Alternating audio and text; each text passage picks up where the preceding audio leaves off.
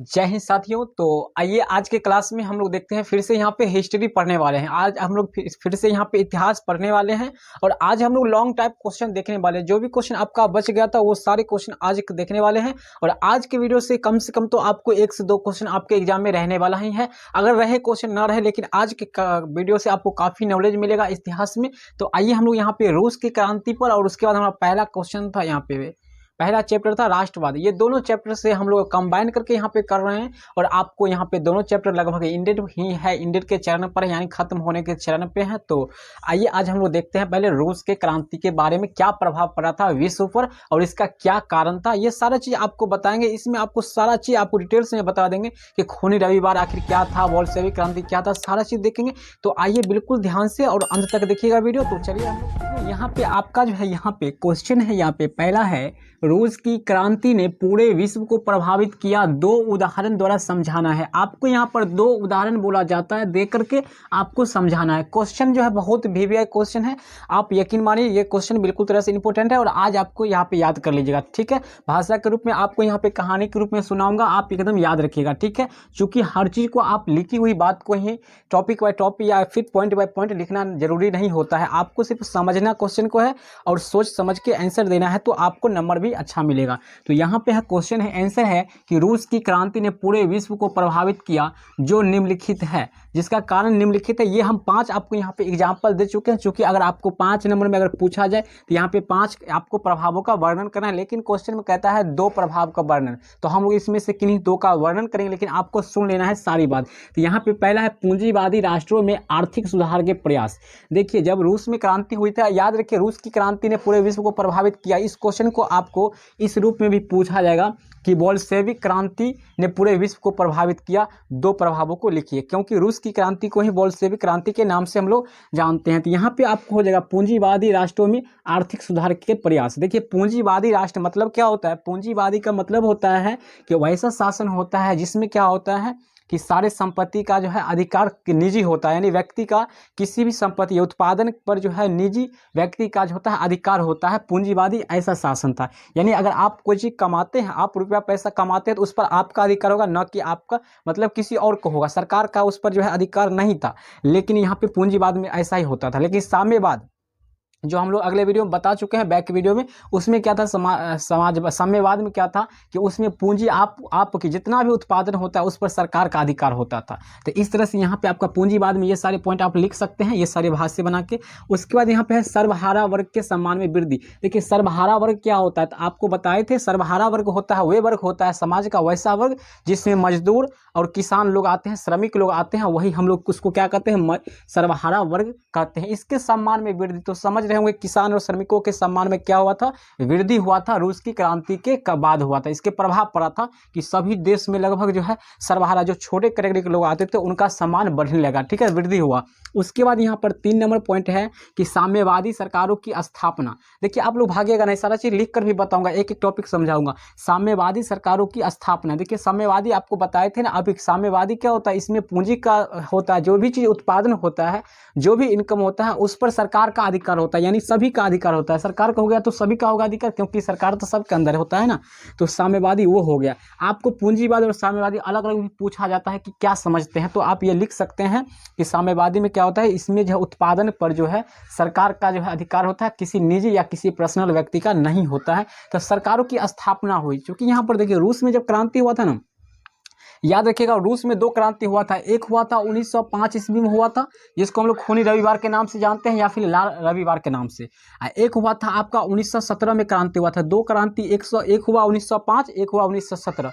तो 1917 में जो हुआ था यहाँ पे 2 क्रांति हुआ था। एक हुआ था फरवरी की क्रांति जिसको हम लोग बोलते हैं, और एक को हम लोग बोलते हैं अक्टूबर क्रांति बोलते हैं। तो इस तरह से यहाँ पर 2 क्रांति हुआ था आपका, ठीक है। तो इस तरह से याद रखिएगा, आप सारा पॉइंट जितना सुन रहे हैं, इतिहास है यहाँ पे, आपको जितना सुन रहे हैं समझ रहे हैं उस बात को आप क्वेश्चन में लिख सकते हैं, अपने अनुसार भी उसमें ऐड कर सकते हैं, और सारा चीज ध्यान से। उसके बाद हम लोग यहाँ है साम्राज्यवाद का पतन। देखिए साम्राज्यवाद का मतलब होता है, एक टॉपिक आपको बताए थे कि उपनिवेशवाद क्या है। देखिए उपनिवेश मतलब होता है कि जब कोई कमजोर शक्तिशाली देश, तो शक्तिशाली जो होता है उसको हम लोग कहते हैं साम्राज्यवाद।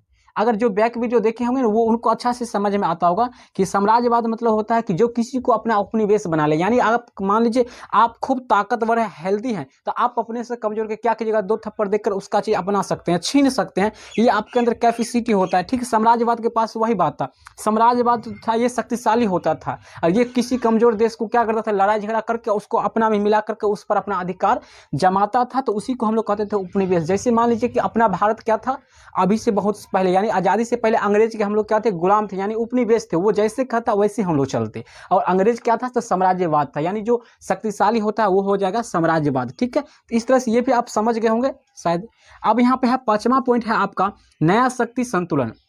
देखिए, रूस की क्रांति के बाद प्रभाव ये भी पड़ा था कि नया शक्ति का संतुलन हुआ था। यानी शक्ति का जो है 2 खेमों में बट गया था। एक हो गया था पूंजीवादी शक्ति, एक हो गया था साम्यवादी शक्ति। तो अमेरिका जो था ना सो पूंजीवादी का था, एकदम नेता था, क्योंकि यहाँ पूंजीवादी एकदम वहाँ था और वहीं से जो है सारा देश में था। उसके कंसल्ट्रेशन उसका जो भी उपनिवेश था वहाँ सब जगह था पूंजीवादी। और साम्राज्य यहाँ पे साम्यवाद जो था ना, ये साम्यवाद ये था केवल रूस में था। सबसे पहले साम्यवाद जो हुआ था, लागू हुआ था रूस में हुआ था, लेनिन के नेतृत्व में हुआ था। ठीक है, लेनिन ने ही रूस में सबसे पहले साम्यवादी शासन को लाया था, जिसमें क्या होता था कि सभी सरकार के सभी सामान जो है, सभी सरकार का नहीं, सभी भी जो भी सामान था वो प्राइवेट भी था, सब क्या हुआ था, सरकारीकरण हो गया था सब। ठीक है, निजीकरण जो है खत्म हो गया था, यानी सब चीज जो है वहाँ सरकारी हो गया था, निजी कोई चीज नहीं बचा था। इस तरह से यहाँ पे होता है। आपका 5 पॉइंट था। वीडियो थोड़ा लंबा बन जाएगा लेकिन आप लोग भागेगा नहीं, और क्वेश्चन आ रहे हैं, हम सभी क्वेश्चन को आपको अच्छे से समझाते हुए चलेंगे और आपके एग्जाम में एकदम पूछा जाएगा। ये आप विश्वास के साथ साथ याद कीजिए और यहाँ पे रखिए। तो आइए हम लोग इसमें से किसी 2 कारण के बारे में हम लोग डिटेल्स में यहाँ पर देखते हैं। यहाँ पे हम लोग देखेंगे, यहाँ पर पहला कारण जो था इसका प्रभाव था वो हम लोग देखेंगे कि पूंजीवादी राष्ट्रों में आर्थिक सुधार के प्रयास। देखिए, तो आर्थिक सुधार का जो प्रयास किया गया था, क्या किया गया था कि विश्व के जिन देशों में पूंजीवादी अर्थव्यवस्था थी, तो पूंजीवादी आप समझ चुके होंगे पहले भी, अगर नहीं समझे हैं, अगर पूरा अच्छा से डिटेल्स में समझना चाहते हैं तो उसका वीडियो मैं लिंक डिस्क्रिप्शन में दे दिया हूँ, वहाँ से देख लीजिएगा। ठीक है, वे भी यह महसूस करने लगा। यानी देखिए क्या है, विश्व के जिन देशों में पूंजीवादी अर्थव्यवस्था थी वो भी यह महसूस करने लगे कि बिना सामाजिक आर्थिक समानता में अपर्याप्त है। अतः अन्य देश भी रूस के आर्थिक मॉडल को अपनाने लगा। यानी रूस में क्या था, साम्यवादी था, तो उसको लगभग सभी देश ने क्या किया, अपनाने लगा, क्योंकि उसको अच्छा लगा। नया ये शासन आया था साम्यवाद, जिसको कार्ल मार्क्स ने ये दिया था। ठीक है, साम्यवादी का वो माना जाता है जन्मदाता। ठीक है, यानी साम्यवादी का जो विकास किया था ये कार्ल मार्क्स ने किया था। ठीक है, याद रखिएगा। और उसका जो है सबसे पहले स्थापना हुआ था साम्यवाद का रूस में हुआ था। जबकि अगर प्रेजेंट में देखा जाए, वर्तमान में देखा जाए, तो अभी लगभग अधिकांश देशों में पूंजीवादी ही है, अपने यहाँ भी पूंजीवादी ही है। ठीक है, तो इस तरह से होता है। तो यहाँ पर आपका जो है पहला प्रभाव कंप्लीट होता है। अब हम लोग दूसरा प्रभाव इसका देखेंगे। तो चलिए यहाँ पे, तो आइए साथियों, यहाँ पे इसका सेकेंड प्रभाव जो था क्या था, सर्वहारा वर्ग के सम्मान में वृद्धि। यानी सर्वहारा वर्ग मतलब मजदूर और श्रमिक वर्ग का जो है सम्मान में वृद्धि, यानी सम्मान को बढ़ाया था। तो रूस के क्रांति के परिणाम स्वरूप, यानी रूस में जब क्रांति हुआ उसके बाद फलस्वरूप क्या हुआ, विश्व के अन्य देश में, यानी विश्व दुनिया के अन्य देश में भी किसानों एवं मजदूरों का सम्मान बढ़ गया था। मजदूर और किसान का सम्मान क्या हुआ था, बढ़ गया था, क्योंकि लेनिन जो युद्ध कर रहा था वो किसान और मजदूरों के नेतृत्व, उनका सम्मान को बढ़ाने के लिए ही और उसको जो है आज़ादी के लिए ही कर रहा था। वो हो जाने के बाद सभी जगह जो है ये पब्लिक जो है जग चुके थे। ठीक है, उसके बाद है पूंजीपतियों और मजदूर में वर्ग संघर्ष बढ़ गया। और पूंजीपति वर्ग के जो लोग थे उसमें और जो मजदूर लोग थे उसमें वर्ग संघर्ष बढ़ गया, यानी जो है तनाव बढ़ गया था। ठीक है, इससे क्या हुआ, प्रत्येक राष्ट्र की सरकार अपनी लोगों को रोटी, कपड़ा, मकान, भूमि और शांति देना जो है क्या किया, शुरू कर दिया। ठीक है, तो इस तरह से यहाँ पे आपका सेकेंड प्रभाव भी कंप्लीट होता है। और जो भी कुछ आपको डिटेल्स में पहले भी बता चुके हैं, तो बिल्कुल आप सुनकर यहाँ से याद करिए, चूंकि सुनी हुई बात ही अधिकांश मतलब आपको 80% एग्जाम में काम आता है। तो आइए हम लोग इसका सेकेंड क्वेश्चन देखते हैं। तो आइए साथियों, यहाँ पे जो है रूसी क्रांति के किन्हीं 2 कारणों का वर्णन करें। यहाँ पे रूसी के प्रभाव के बारे में देख लिए, रूस क्रांति के। अब है रूसी क्रांति पूछे या फिर आपको बोल्शेविक क्रांति पूछे, बार बार बोलते हैं कि क्वेश्चन अगर आपको किसी तरह से पूछा जाए तो आप लोग को घबराना नहीं है। तो यहाँ पे देखिए क्या कर रहे हैं, रूसी क्रांति कहे या फिर बोल्शेविक क्रांति कहे। ठीक है, कि किन्हीं 2 कारणों का वर्णन करें। तो रूसी क्रांति के 2 कारण निम्नलिखित है। तो यहाँ पर निम्नलिखित मैं आपको पहला कारण यहाँ पे बता रहा हूँ। पहला कारण था निरंकुश राजतंत्र एवं भ्रष्ट शासन, जिसमें क्या होता था कि 1917 ईस्वी की क्रांति में से पहले की बात है कि यानी 1905 में जो क्रांति हुआ था ना, 1905, जिसको हम लोग खूनी रविवार के नाम से जानते हैं, वो जो हुआ था उसमें क्या था, नोब वंश का शासन था वहां पर। वो वंश का शासन था जिस समय रूस के सम्राट को क्या बोला जाता था, जार बोला जाता था, जार। तो जो जार जो था वहां उस समय वो मंद बुद्धि के था, उसके पास दिमाग नाम का कोई चीज नहीं था, खोपला था, खोपला। सिर्फ वो रूस को संभाल रहा था, राजा बन गया उससे क्या मतलब, सम्राट बन गया उससे क्या मतलब, रूस संभालिए रहा था उनसे। जनता क्या था, उनसे असंतोष भावना था। जब उसका महल को घेर लिया गया था तो क्या बोला कि धुधवा दो, गोली से मार दो, यानी वहां के जार बोला था, ठीक है, रूस के। तो मंद बुद्धि हठी था एवं अकुशल था, उसमें कुशलता नहीं था, उसको जो है राजा बनने का लायक वो नहीं थे। कहाँ के, तो रूस के, याद रखिएगा। तो था उसमें जो है घटनाओं, किसी चीज की घटनाओं एवं व्यक्तियों के चरित्र को समझने की क्षमता नहीं था, जिससे रूस की जनता असंतोष क्या हुआ, उसमें बढ़ता गया, बढ़ता गया, बढ़ता गया। एक दिन ऐसा आया जो मारपीट हो गया और क्रांति हो गई थी। तो दो क्रांति 1917 के क्रांति में हुआ था, तो अक्टूबर क्रांति में लगभग वहां खत्म ही हो गया था, ठीक है, लेनिन ने अधिकार कर लिया था।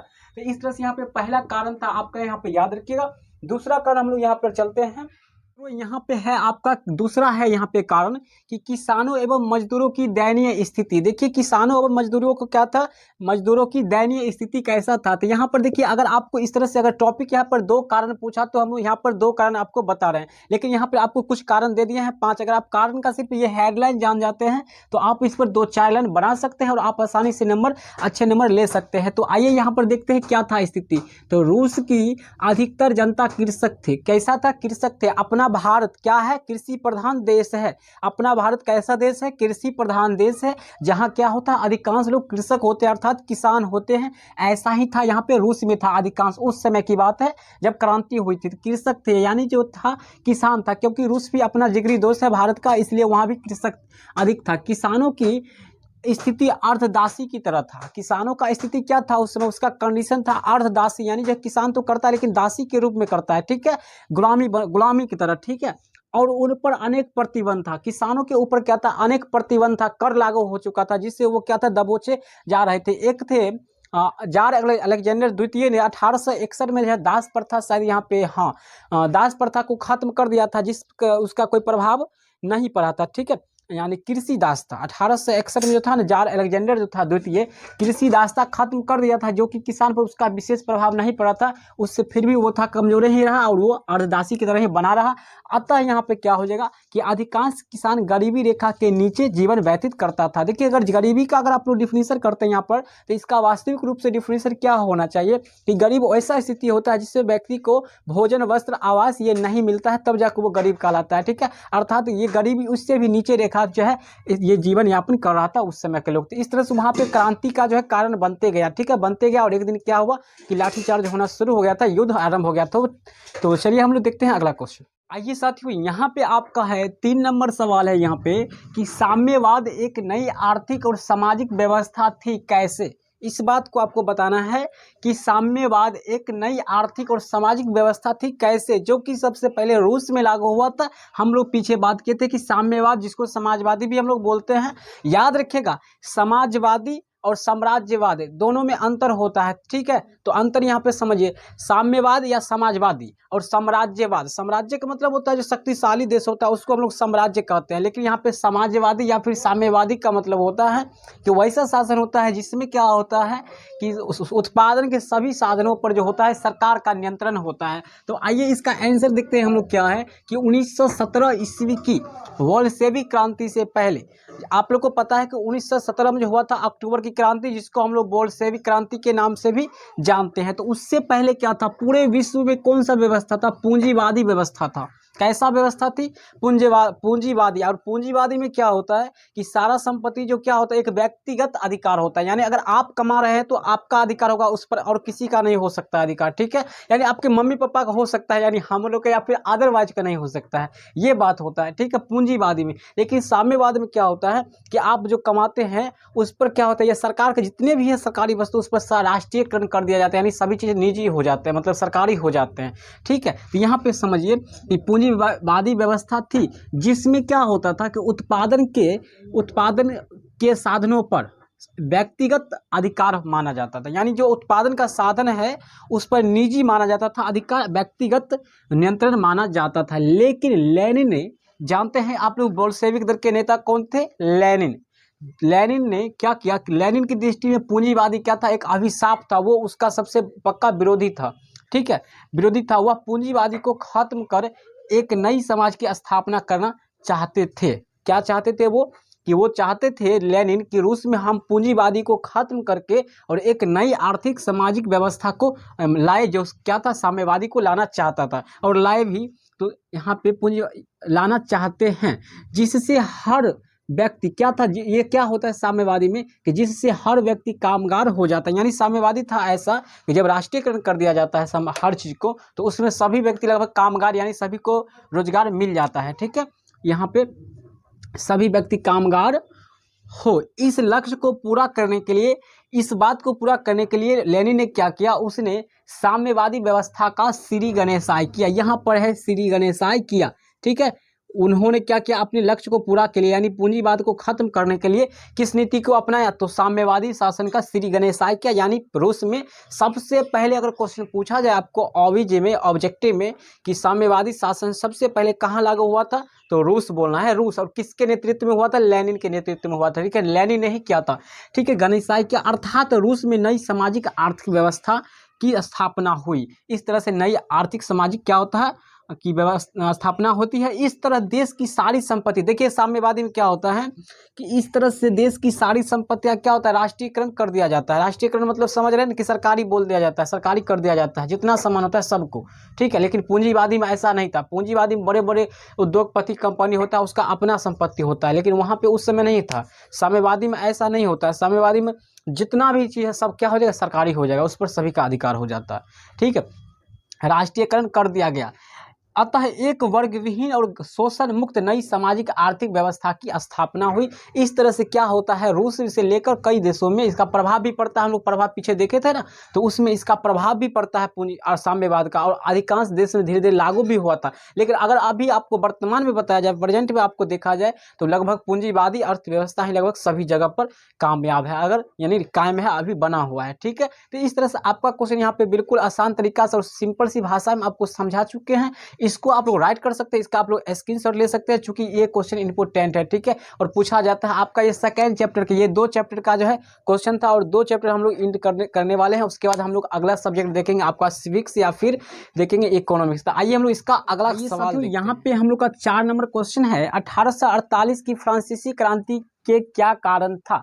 तो आइए इस क्वेश्चन को हम लोग देखते हैं। बहुत आसान क्वेश्चन है और क्वेश्चन ये भी इंपॉर्टेंट है। ठीक है, फ्रांस के बारे में भी पूछा जाता है कि जुलाई क्रांति क्या है, तो उसके बारे में हम लोग यहाँ पर डिस्कस तनी मनी कर लेंगे, लेकिन उसका विशेष क्वेश्चन आपको अगले वीडियो में भी मिलेगा। तो यहाँ पे है आपका कि 1830 ईस्वी के बाद, देखिए 1830 ईस्वी के बाद क्या होता है कि यूरोप में महत्वपूर्ण सामाजिक और आर्थिक परिवर्तन हो रहे थे। आपको पता है यहाँ पे परिवर्तन हो रहा था, तो परिवर्तन हो रहे थे, तो शासन पर मध्यम वर्ग का प्रभाव था। शासन पर जो था उस समय मध्यम वर्ग में कौन कौन आता है, डॉक्टर, शिक्षक, यानी जो जॉब वाले होते हैं, मीडियम कैटेगरी के लोग, वो सब आते हैं, जैसे डॉक्टर हो गए, शिक्षक हो गए, बड़े बड़े उद्योगपति हो गए, कंपनी हो गए, ये सब किस में आते हैं, तो मध्यम वर्ग में आते हैं। ठीक है, कहाँ पे, तो इस मध्यम वर्ग में आते हैं। ठीक है, इस मध्यम वर्ग में, ठीक है, का प्रभाव बढ़ता जा रहा था। यानी शासन पर जो है किसका प्रभाव बढ़ता जा रहा था, तो मध्यम वर्ग का, जो कि किसमें, इसमें कौन कौन लोग आते हैं ये आपको बता दिया, समझ गए होंगे, बढ़ता जा रहा था। लेकिन समाज के सर्वसाधारण वर्ग जो था, जिसमें बहुसंख्यक लोग, कृषक यानी मजदूर लोग आते थे। सर्वसाधारण मतलब कहने का अर्थ होता है कि जो सबसे छोटे कैटेगरी के लोग, गरीब लोग आते हैं, मजदूर, श्रमिक, ये लोग आते हैं, उनको क्या किया गया था, उन्हें सत्ता से बाहर रखा गया था। उसको शासन पर कोई थोड़ा भी उसको अधिकार नहीं था, उसको बाहर रखा गया था। अतः उसमें असंतोष बढ़ रहा था। देखिए, जब आपको किसी चीज़ से बाहर रखा जाता है, जब सर्वसाधारण वर्ग को उसके अपने हक से अगर दूर रखा गया, तो उसमें असंतोष की भावना जगने लगा, और वो असंतोष हो गया, जो क्या आगे चल के वही जो है कारण बना था, बढ़ रहा था। समाजवादी विचारधारा से प्रभावित होकर बहुसंख्यक गरीब और बहुसंख्यक किसान मजदूर संघर्ष के लिए उतावले हो गए। अब देखिए, सभी जो किसान लोग थे, जितने भी थे यहाँ पे किसान, श्रमिक, वो सब क्या था, जब उसको सत्ता से बाहर रखा गया, तो वो सब संघर्ष करने के लिए उतावला हो गया कि लाओ लौटिए, मतलब क्या है, आतुर हो गया युद्ध करने के लिए। इस तरह समझिए कि वो आतुर हो गया संघर्ष करने के लिए, क्रांति करने के लिए, और होता भी है क्रांति। देखिए, उतावले हो गए। इस प्रकार के राष्ट्र राज्य, संविधान, प्रेस आज़ादी और संगठन बनाने की स्वतंत्रता जैसी सिद्धांत आधारित थे। यानी ये किसान लोग इसलिए संघर्ष करना चाह रहे थे कि उस पर देखिए प्रेस की आज़ादी नहीं था उस समय, जो कोई पेपर छप के आता ऐसा व्यवस्था नहीं था, यानी पब्लिक तक जो है ऐसा कोई न्यूज़ नहीं पहुंच पाता था। तो आज़ादी को वो चाहता था कि राष्ट्र राज्य संविधान का जो है निर्माण हो, प्रेस की आज़ादी मिले और संगठन यानी इकट्ठा होने का लोग को क्या हो, उससे स्वतंत्रता मिले। ये सब के लिए किसान कर रहे थे संघर्ष, ठीक है। उसके बाद अंततः क्या होता है यहाँ पे आपको कि आगे चलकर लुई फिलिप के विरोध, वहाँ के राजा था उसमें लुई फिलिप था, फिलिप, तो उसके विरोध आवाज़ उठने लगा। अब जैसे ही राजा के प्रति आवाज़ उठने लगा तो सिंपल बात है, अब क्रांति का जो है क्या था, बहुत करीब आ गया था। और क्या था, फ्रांस की लगे जो फ्रांस की में एक क्रांति का पृष्ठभूमि तैयार कर दिया, अर्थात ये जो है एकदम तरह से क्रांति का पृष्ठभूमि तैयार हो गया और आगे चलकर यहाँ पर भी क्रांति हो गया। तो इस तरह से यहाँ पे आपका कुछ कारण था वो हम यहाँ पे इसी में बता दिए हैं। तो इस तरह से आप याद रख सकते हैं और सुनकर। तो फिर से आप लोग को मिलते हैं अगले वीडियो में किसी और सब्जेक्ट लेकर के या फिर इसी सब्जेक्ट का। तब तक के लिए सभी लोग को बहुत बहुत धन्यवाद।